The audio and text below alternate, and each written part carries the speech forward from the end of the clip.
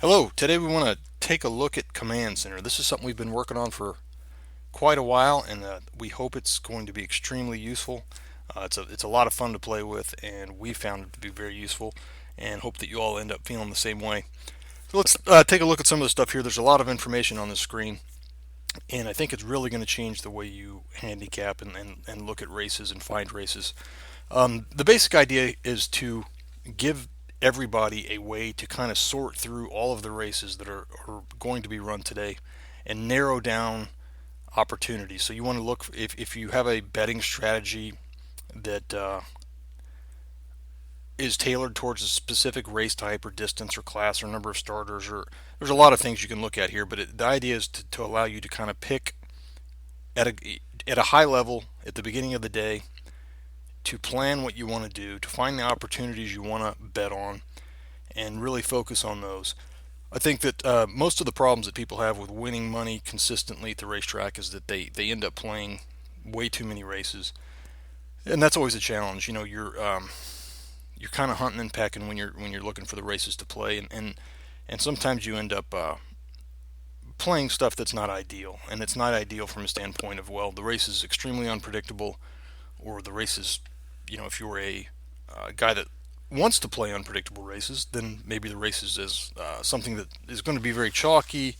Um, there's a lot of different things you can look at here and really focus on what you're good at. If you have a very strong mix or method for handicapping sprint races or dirt races, turf races, you name it, you can find it using the Command Center. So at the top of the screen, we have this box that is for filtering the races. Initially, when you open up Command Center, it's showing you everything, and by default, it's showing you the current day and the previous 2 days. And we show the previous 2 days so you can kind of get an idea of what happened and how predictive this thing was, and use this to kind of test a little bit of what you're planning to do. So the first filter you could change is the date. You could limit that to any one of these 3 days, or you could see all of them. Of course, the track, you can pick which track you want to look at. Surface, dirt or turf.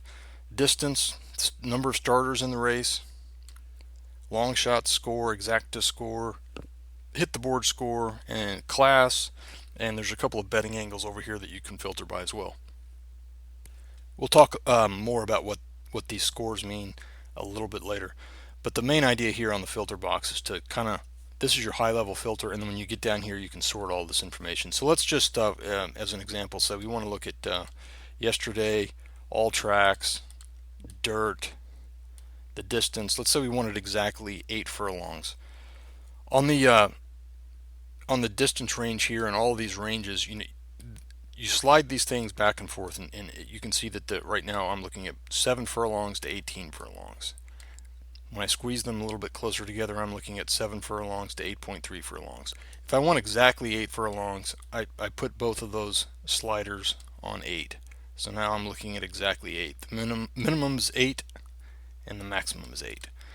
Number of starters, let's say I only want to look at races that have 8 or more, so that's 8 to the max of 16. And the max is going to change based on the number of races that are in this sample. So if there were a race that had 20 horses, that would be the max. And let's say we don't want to see maiden races, so we'll uncheck the maiden claimer and maiden special weight, and then we hit apply filter. And so it comes back and says, all right, yesterday, the 25th of September, there were 5 races here that exactly met these criteria. 8 furlongs, dirt, non-maiden races that had at least 8 starters. And you can see that down here you can see the information about those races. And we can go up here and reset the filter at any time. Just click the reset button, and it wipes out all of those filtering options you put in place.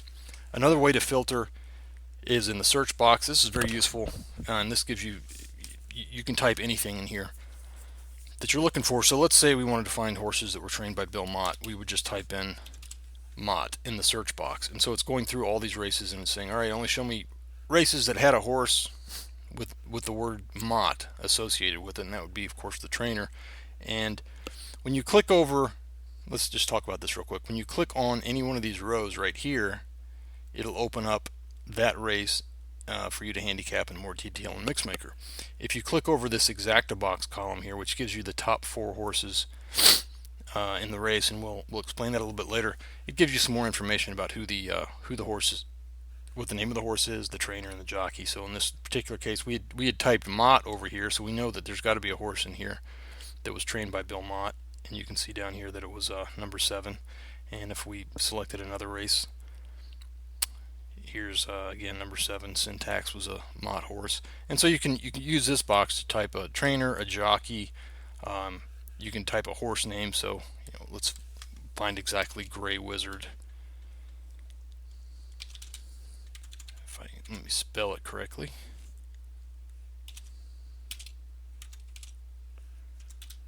I have trouble with that. There we go. So I just type a little bit of that, and it's going to, of course, limit it to races that have that phrase Gray Wizard in there. And you can see that it brings up this race here. You can clear that out by just deleting it, or you can hit the check box or the X box that was over there. So there's now at the bottom here, once you've filtered it, if you've chosen to filter it, again, let's say, all right, let's just look at allowance races yesterday. So I would uncheck everything but allowance and apply the filter. And if I say yesterday, now I'm looking at just allowance races. You can see in this class column here, everything says allowance. All of these columns are sortable, so you can click them and it sorts them from high to low. That's useful for things like post time. So you could sort by first post all the way to last post, and all of these post times are in Eastern time. So if you're a West Coast or Central time zone or Mountain or whatever you are, you'll have to make that adjustment, but these are all Eastern. The distance is self-explanatory. Surface, class, the number of starters from high to low, and here we'll get into some of this new information that we've added that really helps you pick out which races you want to start looking at.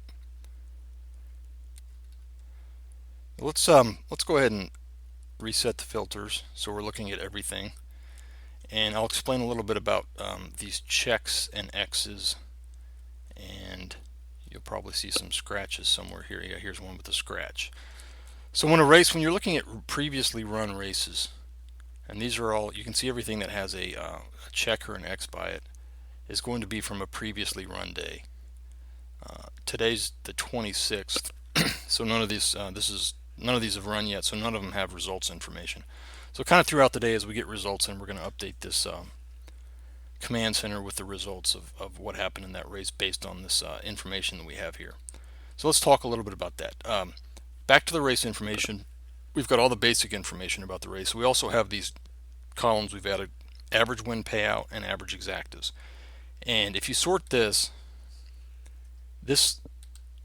shows you what that race type pays on what the winner of that race type on average will pay. So the lowest, I've sorted them by from low to high. So $4.20 for Arlington 8 furlong turf graded races. That's a very chalky race, meaning that on average the winner is going to pay $4.20, and the average exacta for that race type is $14.10. If you look at it the other way, which race produces the highest average winning payout? Well, then that would be today at Laurel Park. This 9 furlong turf graded race on average would pay $37, and the average exacta is $97.81. So this information can point you towards races that would probably be predictable in the sense that they're usually won by favorites, or unpredictable in the sense that they're usually won by long shots. And the obvious way to use that, of course, is if you're looking for races to play that have the potential to produce high price exotic payouts and exactas and trifectas and supers and things like that. This will help you identify those.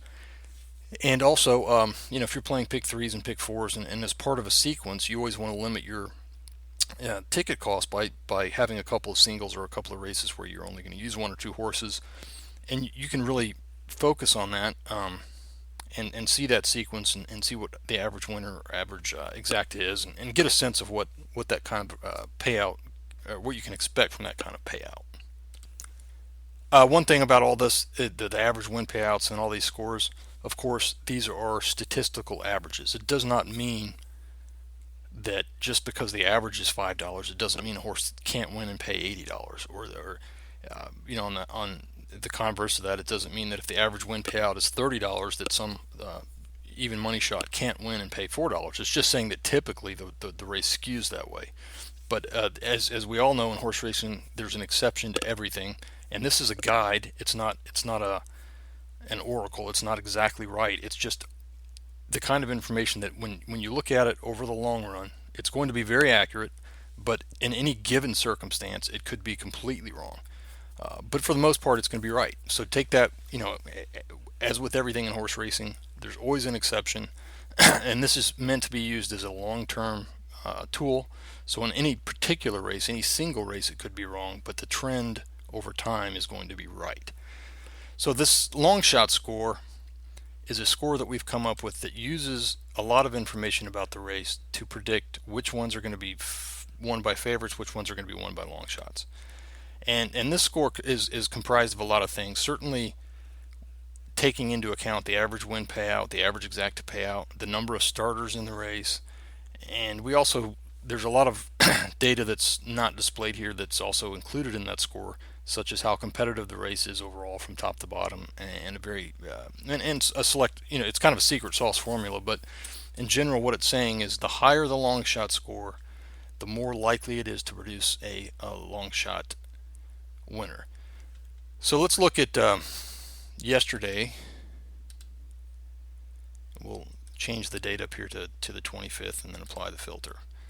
And let's see if we sorted yesterday by long shot score. This was the highest score yesterday, which was 54. Now, on any of these things that have picks, if you mouse over the pick, the top pick, and it has an X or a check in it, it's going to show you what the result of that race was. So yesterday, the highest long shot score was this 10th race at Laurel. It was a maiden claimer, had a lot of starters in it, high averages, exactas, payouts, and very competitive race. And so we thought that would be, or the computer thought, based on the algorithm, probably the most likely race to produce a long shot yesterday. And you can see that the winner paid $15, which is not a huge long shot. But you can see that the horse that ran second paid $29, and the horse that ran third paid $10. The exacta was $231, and the trifecta was $3,600, and that's based on $1. So yeah, bombs away in that race. It was exactly right. That race was extremely unpredictable, very likely to produce a long shot, and it did. Now the second race there, not as bad. You had a $12 winner, $760 on the place horse. So not super long, but as you scroll down this list, you're going to see a bunch of them pop up where you have some high payouts. And again, the trend is always going to be the higher it is, the more likely it is to be producing a long shot type payout. At the bottom end, if you go down here to these races with very low scores, you're going to see, here's an example of one where it didn't work. That you had a somewhere I saw a $24 winner here on a race that had a 22 score. So it thought it was going to be very likely to produce a favorite, but in this case it did not. But you'll see that for the most part, these races down here are going to be producing $3 and $4 type winners. At the bottom end and at the high end, on average, you're going to get a lot of higher price payouts. So use that score. You can sort by that. You can also go up and on the filter here, and let's say you only wanted to play long shots, so maybe that's races that are 50 and above, and you can set that filter to 50 and above, to whatever range you want, and then apply it. And of course, it only gives you 2 for that day, but you could make it a little bit broader. Now you get a bunch of them. Or if you only wanted to look for favorites, you could say anything that's from 0 to 30 and apply it, and then you're going to get only those races that would pop up here. So we'll reset that and go back. The second box is called the overall rankings box. The overall rankings box contains information about the race based on the overall rankings. To refresh your memory, when you look at the overall rankings of a race, this is what we're talking about, is this bottom overall rankings box here. And so all of these factors rank from top to bottom, from 1 all the way down to 45. So there's 45 factors in this race. And if you look at this, there's an optimal setting, or we've determined by each race type, and again a race type is a track, distance, surface, and class, that there is an optimal setting for this. So how many factors do you need to use to find the most exactas? And by factors, we're saying, well, do you need to look at the top 10 or the top 12 or the top 20, or for that race type, how many factors do you really need to use to hit the exacta, and based on using the top 4 horses. So if we go back and look at Command Center, and let's say we were looking at this Woodbine race, if I mouse over this box here, it says the exacta box is 12-1A-53. And you can see that that lines up over here, 12-1A-53. It also gives the entire ranked order of the race. But up here, you'll see this little number that says optimal OR setting is 3. So that's looking at that race and saying, yeah, when you look at 7 furlong dirt maiden claiming races at Woodbine, you really only need to look at 3 factors. And if you look at those 3 factors, you're going to typically find the exacta, and it's going to give you a score on how likely that is going to be. So this race that ran yesterday, it said 12-1-8-5-3, and if you click on the result by mousing over the horse number, you see there's a check there, and you can see that the exacta was 5-3, and those 2 numbers appear right here. So the 5-3 exacta paid $45. Now this is the exacta score, how likely that is to how likely the computer feels it is to hit the exacta based on all this information. So you can sort by exacta score, and you can say, well, let's look at yesterday where we know everything has a result. If we sort by exacta score, these are the races we think that the computer feels like are the most likely ones to be hit. You're going to see, again, just like everything else, the top exacta score yesterday was an 82, and you can see over here that it lost because it had 3-5-4-2, and by mousing over the result here, you can see that it came in 3-1-2. It did not hit the exacta. But if you look down this list of the top ranked exactas, you can see 1, 2, 3, 4, and there's a scratch here, so that doesn't count. 5. It hit quite a few of the top ranked exactas. And towards the bottom, you're going to see that there's going to be a lot more X's at the bottom because these are races in which it did not feel as confident about the exacta score. And that exacta score is based on looking at that race type, the optimal settings for that, and based on that sample, how many times did it hit the exacta. There's going to be race types where it's very predictable to hit the exacta using the overall rankings, and then there's going to be race types where it's not predictable. And you can you can filter on that up here again. You can say only show me the exacta scores that are 70 and above or 80 and above or anything like that, and apply the filter. And you're going to see only those races show up here. So that's the information in the overall rankings. And again, anytime you see an X or a check, that means that race has been run and that there's a result. The X means that this particular prediction either worked or didn't work, and the scratch means that there was a scratch in there, so it's not going to count it. The same kind of philosophy follows through to the hit the board pick. This is looking at each race and saying find a horse in that race that is most likely to hit the board, and then also give us a score for that. So a confidence rating basically that says how confident is the computer algorithm that this particular pick is going to hit the board. And you can sort that again from high to low. And as you sort it, you can see this has quite a few at the top. If you look at the first 15 or so, or however many that is, again, the top one didn't work, but the next 1, 2, 3, 4, 5, 6, 7, 8, 9, 10, 11, 12. 12 out of the top 13 actually did hit the board. That's a pretty high hit rate.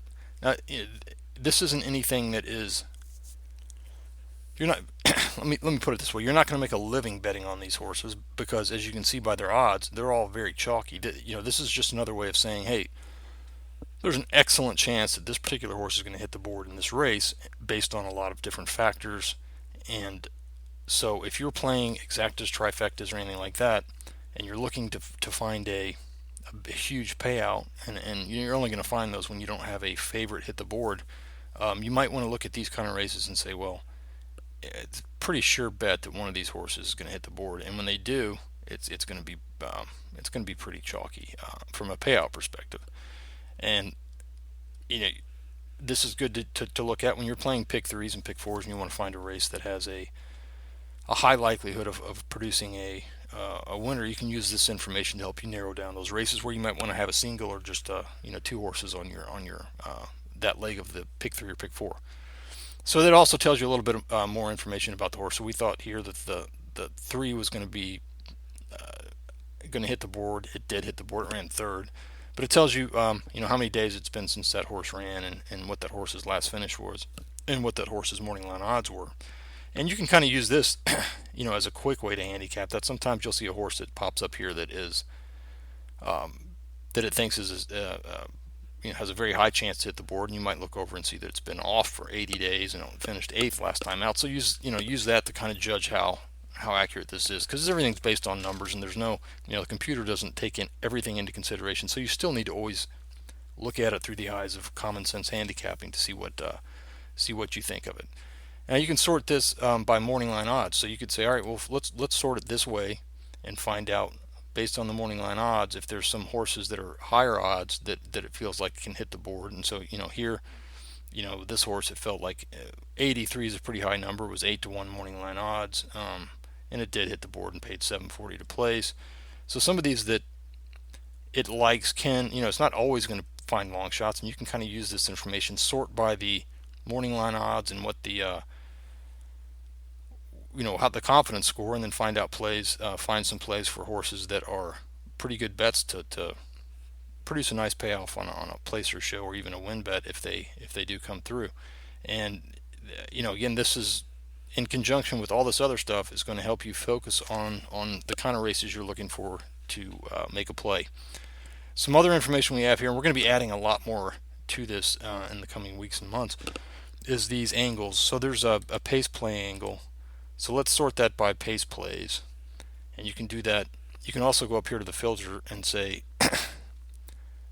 must have pace play. If I check that box and apply the filter, it's only going to show me the races that had these pace plays. And these are really strong plays in general. These are horses that have a pace advantage, and we've talked about that before. And they also meet some other criteria, so it's a horse that you should really pay attention to when you're handicapping, because they have a very good chance of hitting the board. And this particular day's results, I would say, were not very good. You had certainly more of them hitting the board and winning than not, but usually that's going to be a little bit higher than what this particular day showed. Here's a great one. It had the four as a very strong pace play, and it won, paid $19.80. So that's an opportunity that you don't want to pass up when you can find those. This one, very low priced, $8 horse, $2 horse. So some of these are going to skew towards favorites because this was a $760 place pay, but you get the idea here. You search by those, and there's also a strong win play, and it just so happens that on that day there weren't any, but let's look on another day that maybe there was. Well, I'm going to take this off. So it found one strong win play that's kind of a low number for a day. But yet this is saying, that there's a huge favorite here, and we think that, or the computer thinks that this is almost a slam dunk that horse is going to win. So based on the odds, this is the kind of race you'd single, or this is the kind of race you'd avoid altogether if you don't want a favorite. So this is in a nutshell what Command Center does. There's a ton of information here, and there are so many strategies that you can use to look at this to find the kind of plays you want to play. What I hope is that you'll look at this and develop a very disciplined way of looking at the races, and look at how successful you are when you handicap, and be honest with yourself and say, hey, I'm really no good at betting maiden races, and so just eliminate them from this screen. Just uncheck them and apply it. Don't look at them. If there's something you're not good at, don't try to beat it. If there's something you're good at, focus on that. If you're really good at betting turf allowance races, well, look at those first. Turf and allowance, just check it and apply it. And then, so now, this whole day of betting has been reduced to 5 or 6, 7, 8, 9 races. So if you look at today and turf allowance races today, you got a lot of them to choose from. So just focus on those. And then if you want to focus on by a particular track, let's say Belmont today, there's 3 turf allowance races. And if you're good at handicapping those, put all your money and time into those. And here's 2 that are kind of close together. You can also start looking at sequences of races you're good at when you're playing pick 3s and pick 4s. And it should be a way to really help you cherry pick the ones you want to bet. Also, look at this. A lot of people are playing contests now, and this is very, very useful for contest plays. If you are looking at, let's reset the filter and look at just today. If you're playing Belmont today in a contest, we're looking at the races today at Belmont, and based on the long shot scores, it appears that it's going to be pretty chalky throughout the day. Again, the red numbers mean the red numbers are low probabilities of long shots, and then yellows and greens are higher. So only one race today that you would think would be, or the computer would think would be, very unpredictable. If you're looking at, let's see, if Churchill, well, you could focus. Let's look at all of them.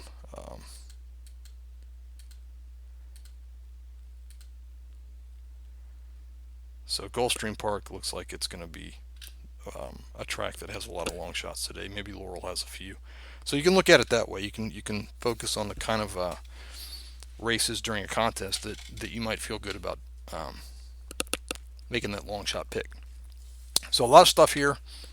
Again, we're going to be really making this kind of a focal point of Betmix, because I think it's extremely useful, and we want to provide a way for you to win more often. And I think in talking to so many of our customers and just knowing how people handicap, the biggest thing that gets them is they're all over the board. They're sitting in front of their computer at home on TVG or Twin Spires or however they bet, and they are looking at every single race that comes across. And so use this to help you focus on the ones you should be playing, skip the ones you don't play, and of course that's all based on your strategy. If you're a favorite player, this will help you find those kind of favorites that should be likely to hit the board and win. If you're a long shot player, exact opposite approach. But in conjunction with everything here and being able to click the race and go to it, open it up, you're going to have a much better chance at finding the kind of races you want to play. We're going to be bringing all this Command Center data, you can see kind of a sneak preview of it here, into each race, whether you're looking at it in Mixmaker or today's races. And so you'll see this Command Center data show up for every race you're looking at, and then there will be a button for you, of course, to go back to Command Center from here. But for right now, you get to Command Center through the Tools menu, and this should be the way you kind of start your day and plan it out, and look forward to getting a lot of suggestions and feedback on what you want to see here.